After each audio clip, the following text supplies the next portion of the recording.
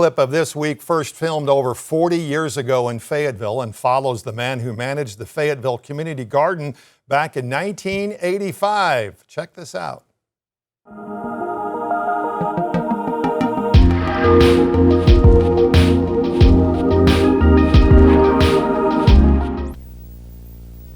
Henry Gaston knows how to make things grow. He practices that art in the Fayetteville Community Garden, a 2-acre plot on the west side of town. The garden is a cooperative effort. As manager, Henry works with each of the 10 families who rent garden patches. A lot of the people that come around, they are not acquainted with gardening, and they ask me this maybe, and I give them a recommendation on, they may want to know how wide to plant the corn or how deep. So I'm sort of around to sort of help everyone out, that needs help. When he isn't helping other gardeners, Henry Gaston has his own crops to grow. A good garden needs hard work, and Gaston puts in several hours a day. He grows a bit of everything on his share of the garden: corn, okra, southern peas, summer squash, fall tomatoes, even a couple varieties of watermelon. What do you get out of the community garden? Vegetables. I knew you were going to say that. This is the last year for the community garden, at least on this site. Gaston says the man who owns the land is planning to farm it himself next year. So Henry Gaston is looking for a new place to rent for his gardeners and his garden. In Fayetteville, this is Steve Voorhees reporting for the News People. Now, the story of the community garden may have ended shortly after the cameras stopped rolling, but the story of Henry Gaston certainly did not. To our surprise, when 5 News digital producer Logan Begnaud looked into what became of Gaston since 1985, he found that not only is he still in the area, he opened up his own landscaping business right in his backyard. Gaston, his children, and his grandchildren have owned and operated Henry's Landscaping in Fayetteville for 30 years now. Gaston kindly agreed to sit down for a follow-up interview 40 years later. How did this start, essentially? Was this something that's always been in your family? Well, I grew up on a farm. I think I did. I seen some stuff that looked like a farm. So you always, get a little bit of this, a little bit of that. We did a lot of vegetables. We had animals. My great uncle, he'd say, "Are you traveling or are you going somewhere?" And I thought, I did little handy jobs, handyman. I do a lot of mowing, and I really love the mowing, just actually being outside. Well, I did the community garden for a couple of years, and then I say, where do I go from here? Because I went to the university, and I didn't only want to do horticulture, but I want to do something of my own. America, be your own boss. Yeah, right. So I started landscaping. I stayed there with the community garden because it was becoming more popular. After that closed down, we kept on looking for other places to start community garden, and you have to have people that want to do that.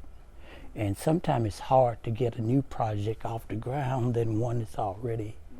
So it just kind of said, well, you need more than one person to have a community garden. You need land, you need some kind of equipment, you need people that want to actually come and say, this is my plot, this is your... Can you bridge the gap a little bit from 40 years ago to now in terms of your business? Have you found success, hardships, difficulties? Yes. Yes. It's a smorgasbord. It's kind of like a pizza. Some of the stuff you do like, some of the stuff you don't like. Business in this area, starting a business is excellent. Because you have a mixture of different peoples from different cultures, and what I grew up with, peoples around here may not know, but I grew up around snakes, and so I have a terror of snakes, unless you're cooking them, rattlesnake. Other people say, let that snake live. First time I seen a snake come through, and I thought, kill him. I thought that's what you do, kill him, skin him, But landscaping is a little clipping of everything. That's why they call it landscape. If you go up high enough in an airplane, you can look down and see that glow the world, and it's just like nicely, neatly landscaped. You know, the water, trees, and everything. Oh, look at that! That's where I live. I didn't know it's so small. So it's all in perspective, you know, pulling it together. This is this, and I always was taught in landscaping, you never do a picture to where people can see everything at one time. You know, you want to create that object of surprise when they walk away. Look at that, it's a big swimming pool, or a koi pond, or you walk in at night and the lights outside along the driveway come with, that's snooty.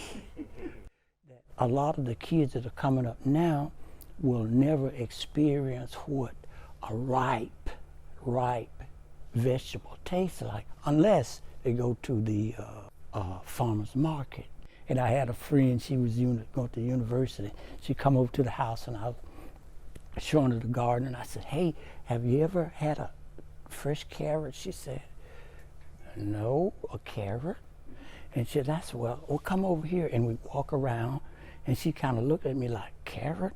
And I pulled the dirt back and pulled up this carrot about this long. She said, I'm not going to eat that. I'm saying, why not? You didn't know carrots come from the ground? If I were somebody looking to get into gardening and landscaping right now in 2025, okay, what would you tell me? Run! No.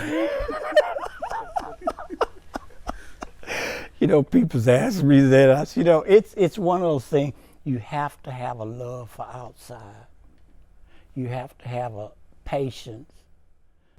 Landscaping is like success, and you know, success has you do the same thing over and over and over and over, and finally you get where you want to. And see, that's the thing about it. You know, the farmers is out there, they do the same thing over every. Oh, here we go again. Feed, 5, 4, farm, plant the seed, plow the garden, and you know, finally at the end you get a fruit. So you know, it's one of those things, you have to stay at it. You have to stick at it. I just had one more question. It's, okay. What do you get out of gardening? It's my granddaughter said at 6 years old, she seen the tape that you released, and she said, oh, Papa, you're helping people out. You're helping people. That's so wonderful. You're helping people out, and you're preserving nature.